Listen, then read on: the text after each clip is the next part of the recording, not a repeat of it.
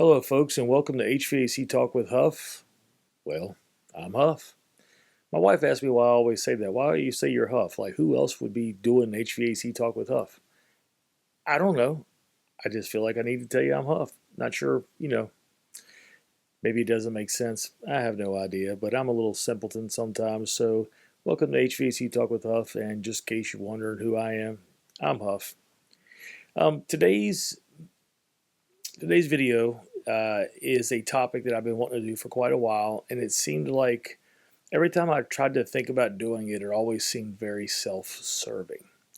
And so, since I'm no longer doing tech support and no longer employed by anyone to do tech support, at least not in the main sector with OEMs, I do some private stuff for some different dealers, but since I'm no longer doing the OEM tech support and doing that as my main way of income, I feel like it's not so self-serving to do the video now.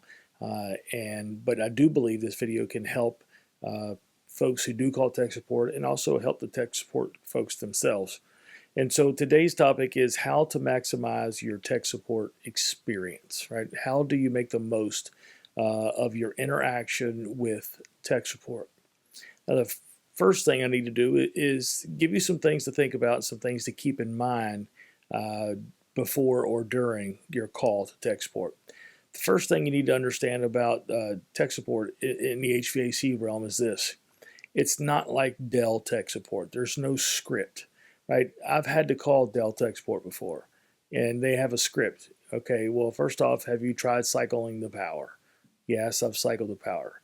And I don't know if you've ever called a tech support for a computer or something like that. And you try to tell them, hey, I've already done this, that, and the other. I had to call Comcast recently because of a lightning strike that hit and messed up our internet. And I'd already restarted the router, done all those things, but guess what? We had to walk back through those things because they have a script. When you call tech support especially for OEM, there's no script. They literally hire tech support folks based on experience and proven performance as an elite technician. So when you call tech support, you're calling to technicians who have proven themselves, and there's no script. They are just going off of experience, right? The factory doesn't take you through this boot camp or whatever to do tech support. It's not how it works. And another thing to keep in mind when you call tech support is they are only as good as the information that you give them. There was an old saying that my old boss used to have. It said, trash in, trash out, right? If you don't give them the full story, then don't expect to get some great results, when you call them, right? Another thing is if you lie about a measurement, this is kind of tailing off the previous thing. If you lie about a measurement, and you didn't actually check it, then you're not going to have a good experience and you're not going to have the results that you are looking for. And say, Huff, would that really happen? Absolutely. No, it's happened many, many times. One particular time, I didn't really ask to write. I asked if there was 24 volts between R and common. That was what I asked. It was a heat pump defrost board. I'll never forget it. On a Payne heat pump. Yes, absolutely. Instead, I should have said measure between R and C and tell me exactly how many volts your meter reads. I did not do that. I asked him if there was 24 volts between R and C, and he swore up and down there was. So I ended up having to go out on a job site. It was about 20 degrees outside that morning when I got there. And, what happened was the board would not allow the unit to go in and out of defrost. The heat pump would run in heat, but it would not go into defrost. So when I get there, what do you think the first thing I check is? I checked for 24 volts between R and C, and guess what was not there? And I looked at him and I said, I asked you if there was 24 volts between R and C. He's like, well, there was, it had to have 24 volts between R and C because the unit was running. I'm like, you obviously don't know how this defrost board works. And so once we applied power to, on the R terminal and we had 24 volts between R and C, you hit the defrost pins and guess what? Psh, it went right into defrost. So have I had people lie to me? Absolutely. And so I always coached my guys that work for me, like, don't ask yes or no questions like that. Ask a leading question. Ask them to tell you what the voltage is reading down to the decimal point. That way they're checking it instead of just saying, yeah, I got 24 volts, right? Another thing is don't give tech support what you think they want to hear. Give them the actual answer, right? Another thing you got to remember when you call tech support is there is no crystal ball in their possession, right? There's no way they can just tell you what's wrong. They are going to have to, you're going to have to be their hands and feet and ears, and you're going to have to, work together and be their hands and feet and make the measurements they're asking you to make, right? And at the end of the day, they can only give you suggestions based on the symptoms you described and the measurements that you gave them, whether it's pressures, temperatures, or whatever. And so there's no crystal ball that they can see into your world. And so you're going to have to work together. So here's a couple things that you can do to maximize your experience with tech support. Not only keeping those things in mind, but here's number one thing: have a good attitude when you call, right? So when you're calling them, be nice and they'll be helpful to you.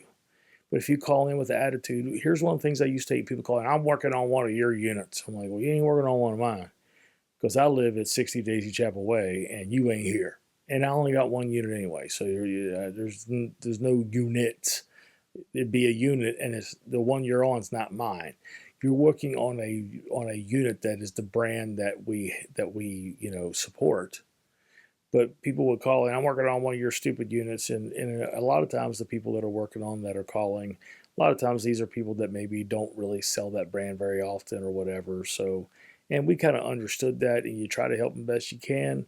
But when you call in, have a good attitude. You're calling in because you're frustrated and you're having problems, you're resolving the issue, and you're calling in and you're looking for some insight. So think about it from that perspective, right? Call in and you need help, and you're calling someone who can probably give you that help. And so if you think about it in the right context, you'll call in with a good attitude and you're likely to get better results, right? So attitude is a lot of it, right? The second thing is this: when you do call in a tech support, don't call in with one of those, it's not that kind of mentality, right? Sometimes you're going to have to check things off of the list, right? So when you think about all the possibilities that could be causing the issue that you're having, sometimes you've got to go through and check off the list, right? And so it's called deductive reasoning, right? Where you have all the possibilities and you keep taking away all the possibilities until you get down to the one thing that's left. And that's sometimes how you have to go about troubleshooting. And when you ask someone to check, okay, we need to check A or we need to check B. Well, no, I know it's not that. I know it's not that. I have literally on the phone said, well, okay, then, smart aleck, tell me what it is. If you know everything that it's not, then you should know what it is, because what it is will be everything that it's not, right? So that doesn't help, right? So, if you call in with it's not that and just keep saying, well, I know it ain't that and I know it ain't this, then by default, you should really know what it is, right? So don't do that, right? And so another thing, when you're calling tech support, be ready to take whatever measurements they ask of you, right? So, if they're asking you for voltage readings between terminals, 2 and 4 or whatever, just be ready to take those measurements, because they obviously have a reason that they're asking for it. So just take those measurements to be ready to do that. Another thing that could help you is, already have the panels removed. Sometimes people will call into tech support and they're like, I'm standing in front of one of your units. What do I do next? Well, okay, well, you need to check this and this. All right, well, hang on a second. I got to take the panel off. Or like, you didn't think of taking that off before you called. Or at least, dial the number and be taking the panels off, hoping that they answer quickly.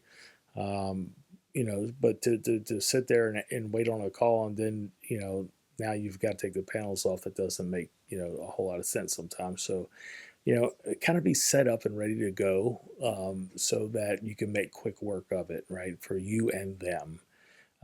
Be ready and be ready to take whatever measurements they ask of you, right?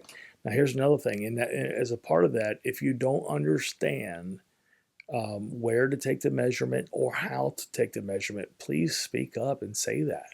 They're not going to think ill of you or give you a hard time because you're not sure of how to take this. They would rather you ask so that they can get it right, than to take the measurement wrong and have everybody baffled, right? And I've been there in those predicaments, and it's really, really, it's just not good for anyone, to be quite honest with you. It's frustrating for everybody around because you know that the measurement you're giving you don't make sense, and so you're like, man, and one of the biggest ones that we run into with that is airflow, right? Uh, airflow. We just got to make sure that you understand how to take those measurements. And if you don't, they can maybe text you a picture saying, "Look, yeah, I'm gonna text you a picture of the location." If you're on a commercial unit, we have dot plugs, on our package equipment. Uh, I say on our package equipment. I'm not in that brand anymore. Well, I can tell you York has dot plugs. How about that? I'm getting lost on what my job is sometimes. I'm still getting used to this new life, so I apologize. But York has dot plugs on their package units, and that you can take. And they have those locations, and they can send you pictures, right? Um, Carrier also, like on their package unit, they take air readings in a very specific way with amp draws, and they have charts and stuff like that. And I know those guys will snap a picture and send it to you. They have the capabilities of doing that as well. So I know people that work for different brands, and most of the folks have a capability of being able to send a snapshot to you or something that way can help you with that. So if you don't know how to take it or where to take it, they can help you with that if you'll just speak up, and they'll appreciate you doing that. They really, really will. I promise you.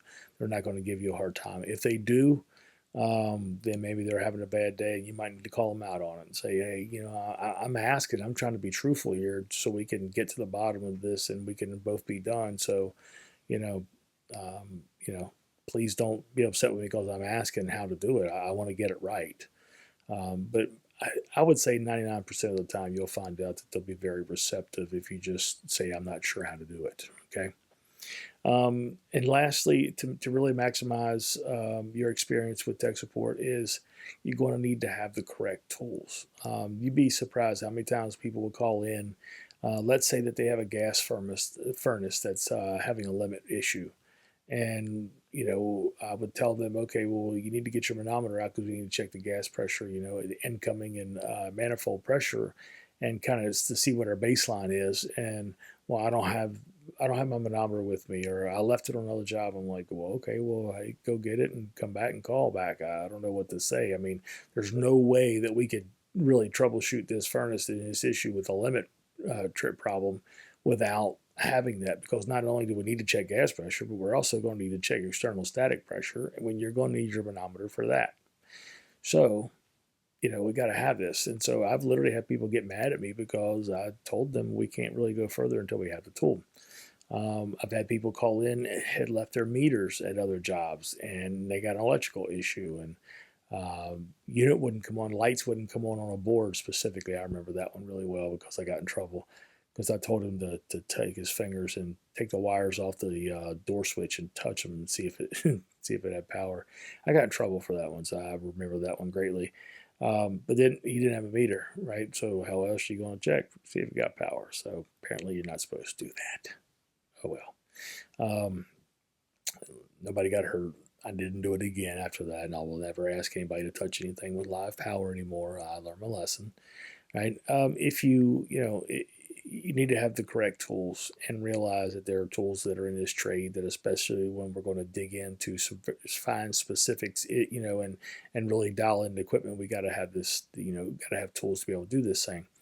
And here's another thing: good is never a measurement, right? It's good is never a proper measurement. So, kind of your handometer, right? Instead of a thermometer, right? A handometer is not a good measurement of anything. And so, it's important that we realize that this business is, when it comes to tools, well, it requires a lot, and we do know that. And sometimes there's ways to make certain things work. You may not have static pressure tips, but if you do have a manometer and a hose, we could tell you, people could tell you how to make that work. It might be a little crude and may not be as refined as an answer, but get us in the ballpark to kind of figure out what's going on, right? So, if you're honest about what you have and don't have, they'll try to work with you. So have a good attitude, right? And don't already call with this idea of what it's not. go through the process. It's sometimes deductive reasoning is the only way to get to the right answer. So be ready to do that, right? Kind of ties back into attitude, but it needed to be said. Take whatever measurements that are asked of you, and if you don't understand how to take that measurement, please ask, and they will help you. And then also realize that you need to have the right tools, and if you don't have them, then you need to make provisions to be able to get those tools, whether it's borrow them, or maybe your company has a tool account where they will let you take a certain amount out of your check each week until you get it paid off. Or if you know you're going to a job and you got to call tech support when you get there because there's already been issues, then maybe one of your fellow technicians will loan you something that you need to help you get through that through that issue and through that call. So it's important that everybody work well together, and everybody respect one another. I can tell you, being the leader of a tech support team for years, I'd had my team members disrespected, and I would get on, I would, you know, tell the technician this is not how we do it. But then there's times that the tech support guy get frustrated, and I'd have to tell him, that hey, you need to calm it down. We're here to help, and we've got to see this thing through. But when you're out on it, when you're working on the machine and it's just bone cold out, and you're trying to get heat going, and people inside are frustrated, it can be a frustrating thing. Or when you're trying to get air conditioning on because the people inside are hot and you're hot, and the sun's beaming down on you. This is it's not an easy trade. It's the best blue collar trade in all the trades, I think. Kind of staked my whole career on that. Um, but it doesn't mean it's not an easy one. And there's definitely difficulties that we face being technicians, right? And there's difficulties the tech support guys face too. Remember that they earn that spot. They just don't give that to folks and give them a list of things to ask. They're just going simply off of their experience.